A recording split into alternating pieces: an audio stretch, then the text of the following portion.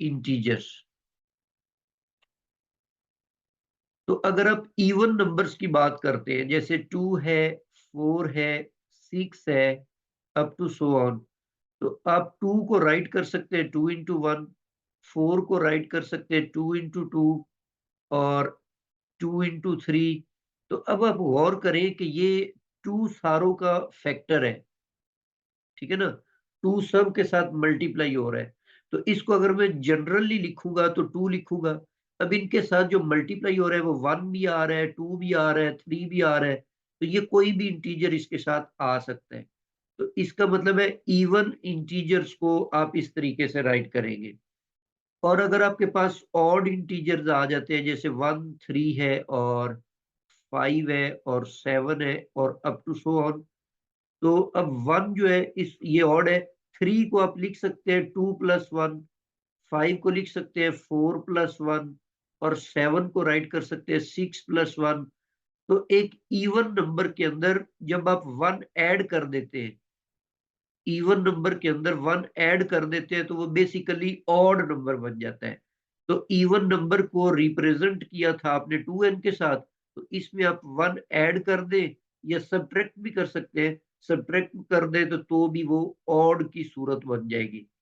तो अब ये रिजल्ट आप याद रखेंगे कि कोई भी आपके पास इंटीजर है, उसमें से उस इंटीजर को या तो 2k लिखेंगे अगर वो इवन है, या फिर आप उसको 2k प्लस 1 लिखेंगे, उस सूरत में वो ऑड होगा। लेकिन इसको आप यूक्लिडियन एल्गोरिदम से प्रूफ भी कर सकते हैं। यूक्लिडियन एल्गोरिदम आपके पास था जी, a is equal to B Q plus R. अच्छा, अब यहाँ पर आप देखिए, इसके साथ a के साथ 2 मल्टीप्लाई हो रहा है, यहाँ पर भी 2 मल्टीप्लाई हो रहा है। तो a जो है वो तो आपके पास एनी इंटीजर है, a जो है वो एनी इंटीजर है। और जो आपके पास b है, तो इसको आप स्पेसिफाई कर लेते हैं कि फर्ज कर लेते हैं कि b जो है वो आपके पास 2 के बराबर है।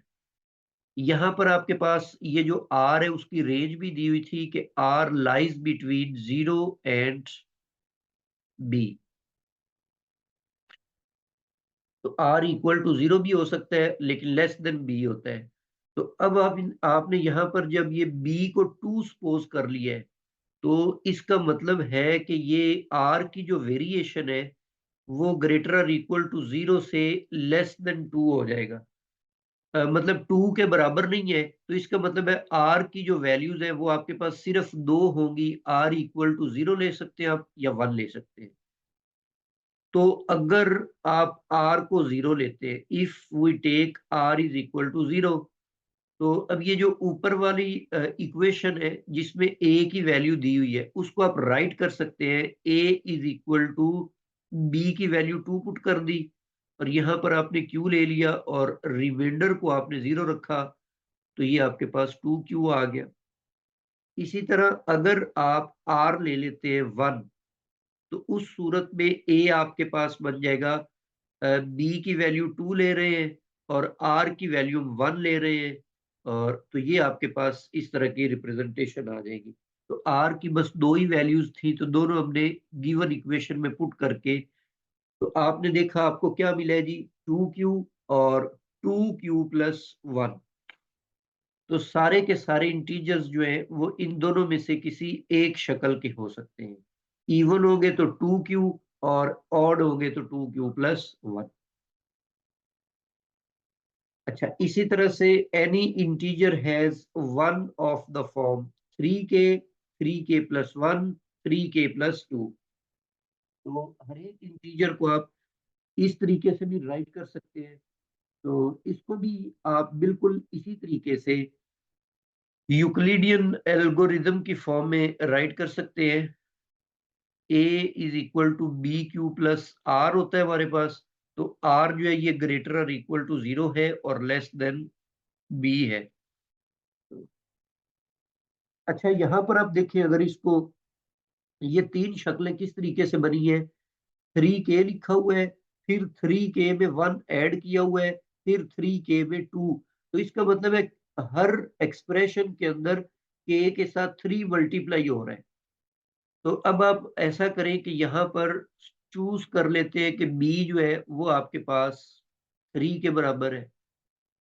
तो उस सूरत में जो आर की वेरिएशन है वो बन जाएगी 0 से 3 तक।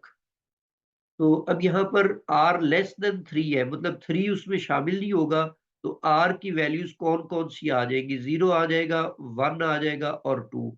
तो टोटल आपके पास 3 केसेस बनेंगे। तो इसमें जब आप आर की वैल्यू 0 लेते हैं, if are is equal to 0, तो उस सूरत में ये जो अबव गिवन इक्वेशन है उसमें वैल्यूज पुट करते हैं। ए इज इक्वल टू बी हमने कितना लिया हुआ है? 3। और आगे क्यू आ जाएगा और प्लस आर की वैल्यू हम 0 पुट करेंगे तो ये 3 क्यू आ जाएगा। इधर स्टेटमेंट में के लिखा हुआ है तो आप ये क्यू की जगह आप के भी सपोज कर सकते हैं, तो ये कोई इशू नहीं है। अच्छा, इसी तरह अगर हम if are is equal to 1, अगर हम आर 1 ले लेते हैं, तो ऊपर जो इक्वेशन है उसकी सूरत कुछ यूं बन जाएगी। बी की वैल्यू 3 पुट करेंगे, क्यू आ जाएगा और साथ में 1 ऐड हो जाएगा। एक ये शक्ल बन गई इसकी। और इसी तरह if are is equal to 2, R को अगर हम आर की वैल्यू 2 पुट कर लेते हैं, तो उस सूरत में a is equal to 3 q plus 2। लो जी, इन तीनों में से क्योंकि ए जो था वो कोई भी इंटीजर था ना आपके पास, एनी इंटीजर। तो कोई भी अगर आपके पास इंटीजर है वो इन तीनों में से किसी एक शक्ल में लाजमी तौर पर लिखा जा सकेगा। जी, तो ये आपके पास इंटीजर्स, तो इसका मतलब है कि आप यूक्लिडियन एल्गोरिदम में इस तरह का इंटीजर्स का कोई भी फार्मूला या उनकी जनरल फॉर्म जो है वो बना सकते हैं with the help of Euclid theorem.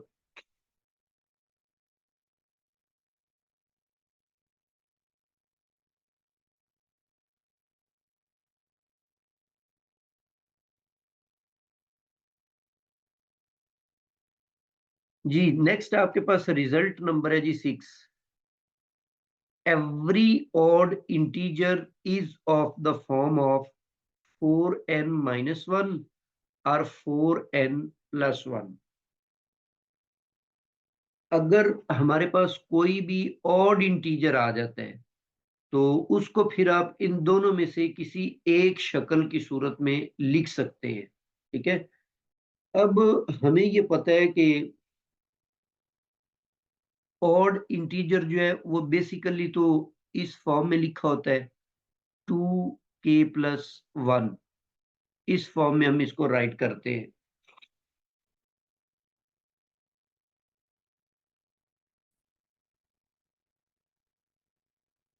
तो अगर आप मतलब जनरल तरीका एक तो ये ऑड इंटीजर्स को लिखने का, लेकिन अब उसने कहा है जी ऑड इंटीजर को आप इस फॉर्म में भी राइट कर सकते हैं।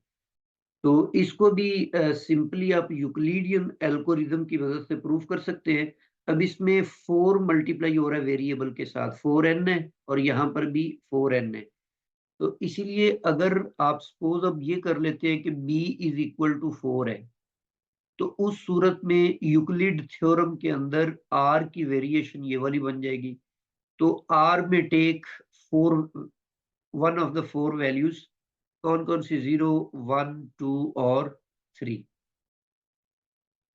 तो अगर हम अब वन बाय वन सारे केसेस को डिस्कस करते हैं। If are is equal to 0, तो उस सूरत में यूक्लिडियन एल्गोरिदम बनेगा जी a is equal to b की वैल्यू 4 पुट कर दें, तो आगे क्यू आ जाएगा और प्लस 0 आ जाएगा और ये 4 क्यू है।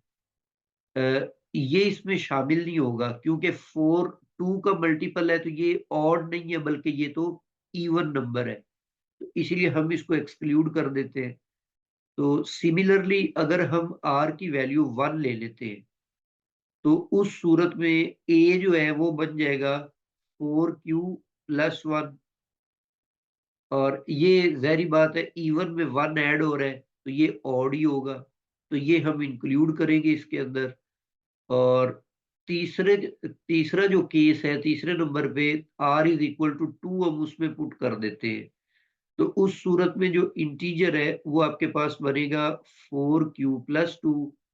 अब इसमें से 2 अगर कॉमन ले लिया जाए तो 2q+1 आ जाएगा, और ये भी इवन है, सॉरी हाँ ये इवन है क्योंकि 2 का मल्टीपल है, तो ये इवन है, इसको भी एक्सक्लूड कर देंगे। और तीसरा केस आपके पास है r=3। तो ये भाई a=4q+3, ये भी ऑड बन जाएगा। इसको थोड़ा सा सिंप्लीफाई करने के वास्ते a=4q, और यहाँ पर ये जो 3 है इसको हम राइट कर सकते हैं 4-1 के तौर पे। अब यहाँ से अगर आप 4 कॉमन लेते हैं स्टार्ट में से, तो a=4 कॉमन लेने के बाद q+1 और -1। अब ये q इंटीजर था तो q+1 भी कोई इंटीजर है, इसको लिख सकते हैं 4n-1। तो ये भी आपके पास ऑड वाला केस बनेगा। तो ये दोनों केसेस के अंदर, इस केस में आप देखें जो ऑड वाला केस है, तो उधर हमने प्रूफ किया जी जो ऑड इंटीजर है वो 4q+1 की शक्ल का होगा, और इधर हमने 4n-1 लिखे हैं। तो इसमें q को अगर आप n से इंडिकेट कर दे तो रिजल्ट हमारा ये भी n की सूरत में लिखा जाएगा कि a=4n+1। तो ये ऑड के दो केसेस बने आपके पास के ऑड इंटीजर इन दोनों में से किसी शक्ल के होंगे, बाकी दोनों केसेस में वो इवन होते हैं। तो ये यहाँ पर लिखा हुआ है कि 4n-1 और 4n+1 इस शक्ल के सारे ऑड इंटीजर्स होते हैं।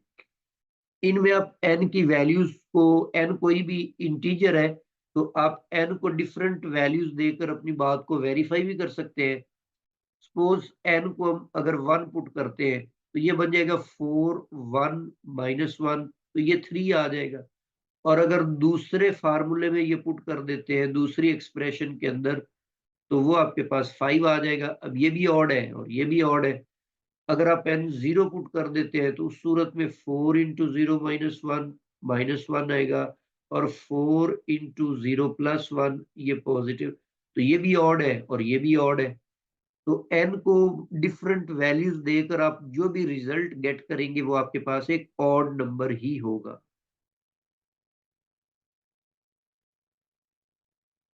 जी नेक्स्ट हमारे पास है square of N integer is of the form 4k और 4k+1। जो इंटीजर का स्क्वायर होता है ना वो इन दोनों में से किसी शक्ल का होता है। अब इंटीजर्स टोटल जो केसेस आपके पास है वो दो है कि इंटीजर्स इस फॉर्म में हो सकते हैं 2 का मल्टीपल, या फिर वो 2 का मल्टीपल +1 हो सकता है। तो अभी आप स्क्वायर की बात कर रहे हैं तो 2q, इसका अगर हम स्क्वायर ले लेते हैं तो वो हमारे पास 4q² बन जाएगा। अब ये q² जो है ये कोई इंटीजर है, पॉजिटिव इंटीजर है, इसको आप 4k लिख देते हैं।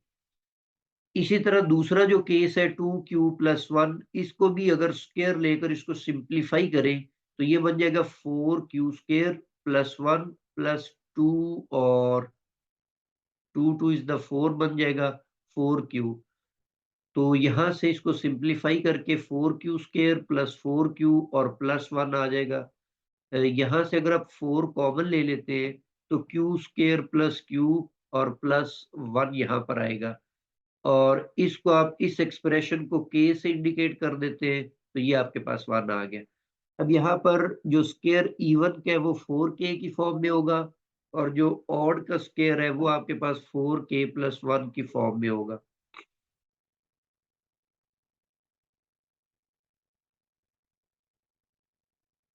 अच्छा, इसको आप वेरीफाई भी कर सकते हैं।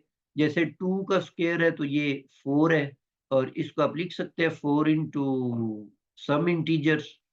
ठीक है, तो ये बात 4k की सूरत में आ गई। अगर आप 3 स्क्वायर की बात करें तो वो 9 आ जाता है। इसको आप लिखें 8+1, और इसको मजीद लिख सकते हैं जी 4 इंटू 2 + 1।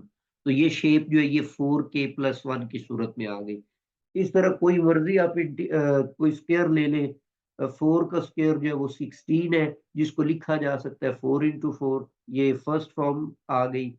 और अगर आप 5 का स्क्वायर लेते हैं तो वो 25 होता है, जिसको आप लिख सकते हैं 24 जमा 1, और ये 4 × 6 और जमा 1। तो ये भी 4k+1 की फॉर्म में है। तो इस तरह आप किसी भी इंटीजर का स्क्वायर लेते हैं तो वो या तो 4k की फॉर्म में एक्सप्रेस हो सकेगा, या फिर उसको एक्सप्रेस किया जा सकेगा 4k+1 की फॉर्म।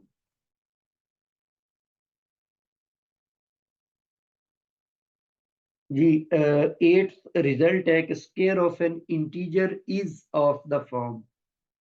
मतलब जो, अच्छा ये जो इनकी फॉर्म है ना, ये यूनिक नहीं है, ये हम पीछे भी देख चुके हैं। इंटीजर्स की जो जनरल उसकी एक्सप्रेशन है वो भी यूनिक नहीं है। तो अब स्क्वायर के लिए भी आप देखें डिफरेंट आप उनकी फॉर्म्स बना सकते हैं। तो ये 3k+3k+1 की फॉर्म आप कैसे बनाएंगे? ये आपके पास ऊपर 3k की फॉर्म में जो इंटीजर्स है उसकी 3 शक्लें हैं। 3k की शक्ल में लिखा जाएगा, 3k+1 की फॉर्म में होगा, और 3k+2 की फॉर्म में होगा। तो यहाँ से आप अपने मतलूबा रिजल्ट्स जो है वो हासिल कर सकते हैं। जैसे अगर आप 3k का स्क्वायर लेते हैं तो ये बन जाएगा 9k², जिसको लिखा जा सकता है 3 × 3k²। तो अब आप इस 3k² को कोई और इंटीजर सपोज कर लें, जैसे 3q बन जाएगा ये। तो ये इसकी फर्स्ट फॉर्म आ गई। और अगर आप 3k+1 का स्क्वायर लेते हैं तो ये कितना बनेगा, 9k², और +1 आ जाएगा, और +6k आ जाएगा। तो इन दोनों को कंबाइन करके इसमें से 3 कॉमन ले लेते हैं हम। तो ये बन जाएगा 3k² +2k और +1। तो इसको आप राइट कर सकते हैं जी 3q+1 की फॉर्म में। इसको आप q सपोज कर लेते हैं। इसी तरह तीसरी जो शक्ल आपके पास है वो है 3k+2। इसका स्क्वायर अगर हम ओपन करें तो 9k² बनेगा, और 4 आ जाएगा 2 का स्क्वायर, और 3 2 is the 6 2 is the 12k आ जाएगा। इन दोनों में से 3 कॉमन लेकर, बल्कि +1 एंड पे बनाना है तो इसको आप यूं लिख ले, 9k² +12k, और 4 जो है उसको राइट करें 3+1। इन तीनों में से 3 कॉमन ले लिया जाए तो 3 × 3k² +4k और +1। तो ये कोई इंटीजर बन जाएगा, इसको आप q से इंडिकेट कर दें, 3q+1। तो ये भी वही शेप आ गई। तो इसका मतलब है जो सेकंड है और थर्ड है, इन दोनों की शेप सेम बनी है, 3q+1 और 3q+1। तो इसका मतलब है किसी भी इंटीजर के स्क्वायर को आप इस शक्ल में भी एक्सप्रेस कर सकते हैं।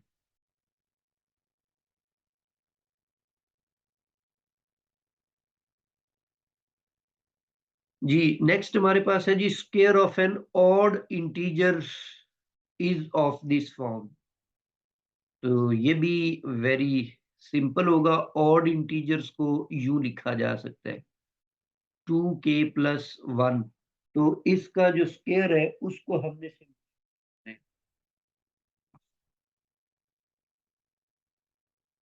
तो ये बन जाएगा जी 4k² और प्लस यहाँ पर ये 1 आ जाएगा, और इसके साथ ही यहाँ पर आप इसको 4k राइट कर सकते हैं।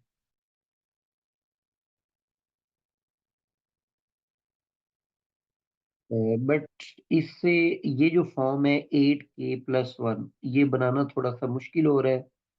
तो इसीलिए आप इसको प्रूफ करने के लिए ना वही यूक्लिडियन एल्गोरिदम यूज कर लें कि बी को आप सपोज कर लें जी वो 8 के इक्वल है। तो आर जो होगा वो 0 और लेस देन 8 बन जाएगा। तो इसके टोटल 8 केसेस आ जाएंगे। आर इज इक्वल टू 0, 1, 2, 3 से लेकर 7 तक। तो वन बाय वन आप इनको डिस्कस करते हैं तो ए इज इक्वल टू बी की वैल्यू 8 ले रहे हैं हम, क्यू आ जाएगा और आर जो है वो 0 बन जाएगा। तो इस सूरत में अगर आप इसका स्क्वायर लेते हैं तो वो 64 क्यू स्क्वायर बन जाएगा। और ये इवन है, ये ऑड नहीं है, ठीक है। 8 क्यू जो है वो इवन है, तो इसलिए इसको एक्सक्लूड कर देंगे। और नेक्स्ट केस की तरफ मूव करते हैं हम। 8 क्यू प्लस 1 आ जाएगा, आर की वैल्यू हमने 1 पुट कर दी हुई। तो अगर हम इसको स्क्वायर करते हैं तो ये बनेगा 64 क्यू स्क्वायर प्लस 1 और 2 8 इज द 16 क्यू। अब इन दोनों को कंबाइन करके यहाँ से अगर आप 8 कॉमन ले लेते हैं तो 8 कॉमन आ जाएगा और बाकी बचेगा 8 क्यू स्क्वायर प्लस 2 क्यू और प्लस 1। इसको आप सपोज कर लेते हैं जी ये के बराबर है, तो ए स्क्वायर आपके पास 8k प्लस 1 आ जाएगा। इसी तरह बाकी सारे केसेस को डिस्कस करें तो आपको सिर्फ ये एक ही एक्सप्रेशन मिलेगी ऑड इंटीजर्स की सूरत में। जो इवन वाले होंगे उनको आप एक्सक्लूड करते जाएंगे। तो इस तरीके से हम इसको प्रूफ कर सकते हैं। जी बिल्कुल इसी तरह एक आपके पास 10th रिजल्ट है कि जो क्यूब होता है, क्यूब को आप इस फॉर्म में राइट कर सकते हैं, ठीक है। तो ये जो आपके पास इंटीजर्स की ये 3 वाली रिप्रेजेंटेशन थी, इसको आप यहाँ पर यूज कर सकते हैं, ठीक है ना। 3k और 3k प्लस 1 है और 3k प्लस 2 है। तो इंटीजर्स को इन 3 तरीकों में से किसी एक तरीके में से लिखा जा सकता है। तो अभी हम बात किसकी कर रहे हैं जी, क्यूब की। तो अगर आप 3k का क्यूब ले लेते हैं तो आई थिंक ये 27k क्यूब बन जाएगा। और इसको आप राइट कर सकते हैं जी 9 इंटू 3k क्यूब। तो ये आपके पास एक इंटीजर k बन जाएगा, तो ये 9k आ गया। इसी तरह अगर आप 3k प्लस 1 का क्यूब ले लेते हैं तो ये 27k क्यूब और प्लस 1। और इसको आप सिंप्लीफाई करते हैं फार्मूला ओपन करके, तो आई थिंक ये भी इसी फॉर्म का आपके पास बन जाएगा। जो सॉरी, इधर क्यूब आएगा, ये क्यूब का जो फार्मूला उसकी मदद से आप इसको ना सिंप्लीफाई करेंगे। और फिर उसमें से 9 के 1 सेपरेट करके 9 कॉमन निकाल लेंगे बाकी वैल्यूज में से और के का नाम देकर। तो ये सिंपल, ये इसका भी प्रूफ है। इसी तरह fourth power of any integer has one of these forms. तो इसमें भी इसको प्रूव करने का भी वही तरीका है कि यूक्लिडियन एल्गोरिदम की मदद से पहले आप बी को 5 सपोज करें तो उसकी वो 5 रिप्रेजेंटेशन बन जाएगी, ठीक है। उनकी आप फोर्थ पावर लेते जाए, सिंप्लीफाई करते जाए, तो ये प्रूफ जो है इसी तरह से हो जाते हैं।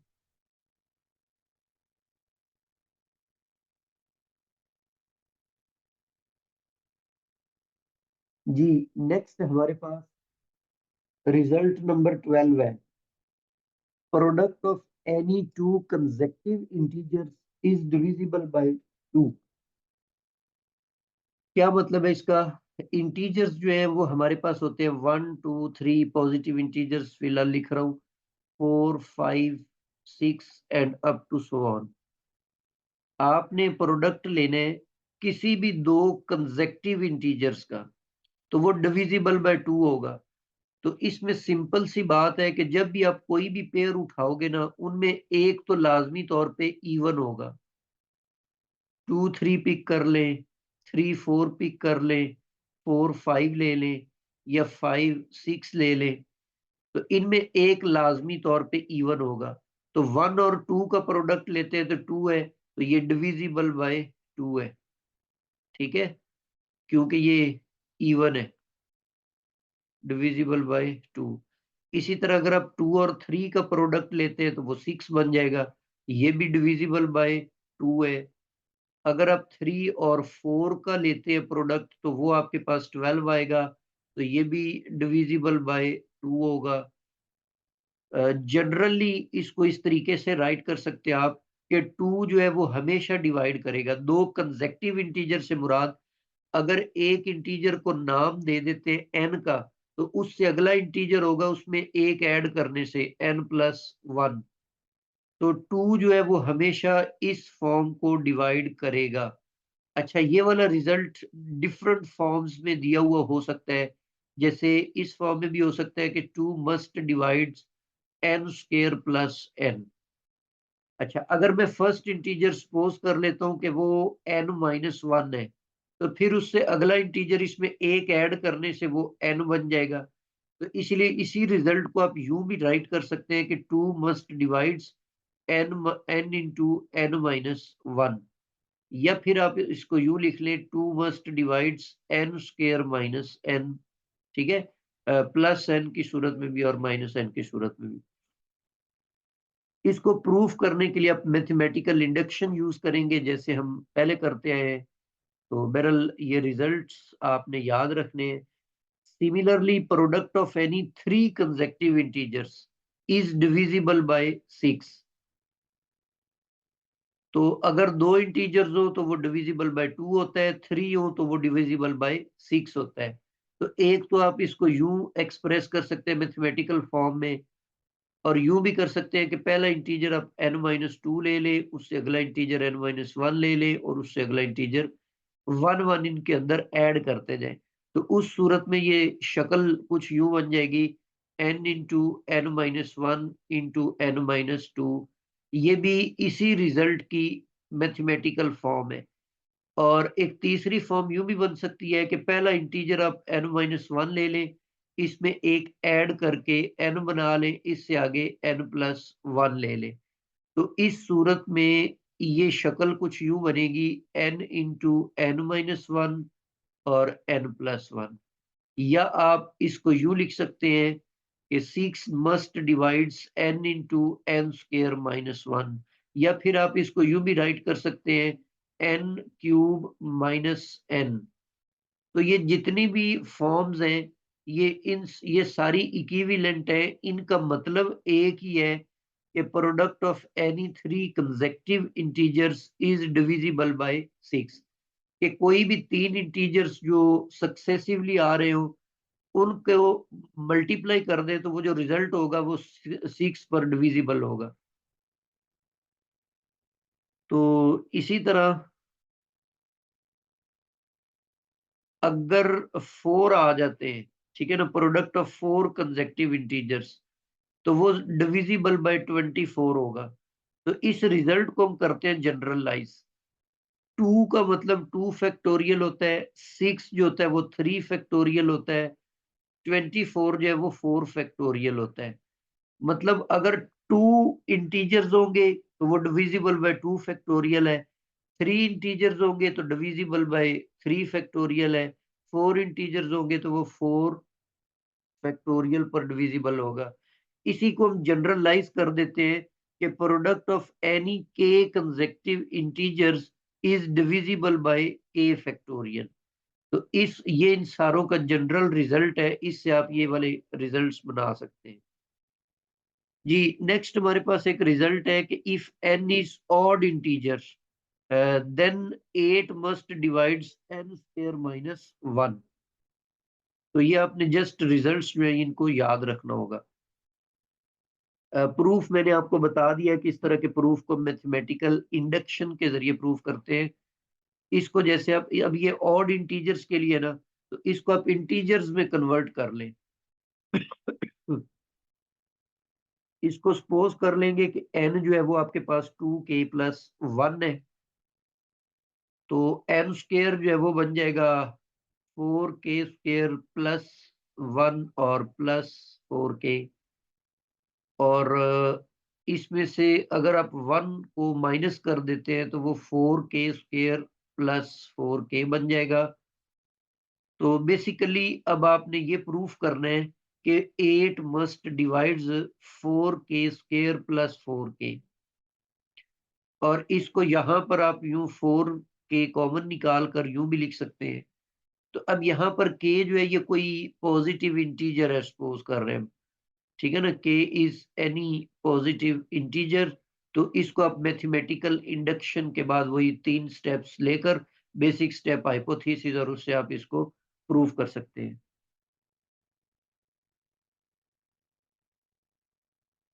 जी, यहाँ पर भी ये कुछ रिज़ल्ट्स हैं, जो प्रूफ हो जाते हैं इसी तरीके से मैथमेटिकल इंडक्शन को यूज़ करते हुए। इन कोई भी वेरिफ़िकेशन अगर वैसे तो ये एमसीक्यूज़ में शायद आ भी सकते हैं, तो इनके प्रूफ भी आप देख लीजिएगा। ये वही बीएससी की बुक से मैंने चूज़ किए हैं, तो इनको प्रूफ करने की जो टेक्नीक है, वो बिल्कुल सेम है जैसे मैंने पहला क्वेश्चन जो है, आपको सॉल्व करके दिखाया है।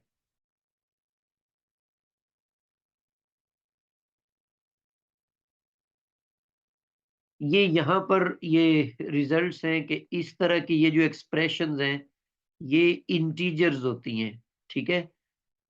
तो इंटीजर्स इनको प्रूफ करना ईज़ी है। जैसे ये इसको प्रूफ करना है तो इसके डिनोमिनेटर में 3 है। तो अब जो इंटीजर्स की 3 वाली फॉर्म्स थी वो कौन-कौन सी थी? कि n is equal to 3k था हमारे पास, n is equal to 3k plus 1 था और n is equal to 3k plus 2 था। तो अगर मैं n को 3k पुट कर देता हूँ यहाँ पे तो 3k का क्यूब बन जाएगा और प्लस 2 इंटू 3k आ जाएगा और डिवाइडेड बाय 3 हो जाएगा। तो यहाँ से आप 3 कॉमन लेकर इसको कैंसल कर दें तो ये 9k क्यूब और प्लस 2k आ जाएगा। तो इसमें तो डिनोमिनेटर नहीं है और k जो है वो इंटीजर है, तो इसका मतलब है इसका रिजल्ट जो है वो एक इंटीजर बन जाएगा। इसका डिनोमिनेटर जो है वो 1 है। इसी तरह आप इसको भी पुट करके देख लें, इसको भी पुट करके देख लें, तो ये डिनोमिनेटर जो है ये इससे कैंसल हो जाएगा, तो ये एक इंटीजर की फॉर्म बन जाएगी। तो ये रिजल्ट्स भी आप देख लें, इनको भी याद कर लें। नेक्स्ट लेक्चर के अंदर हम जीसीडी को पढ़ेंगे और एलसीएम को स्टडी करेंगे। तो तब तक के लिए अल्लाह हाफ़िज़।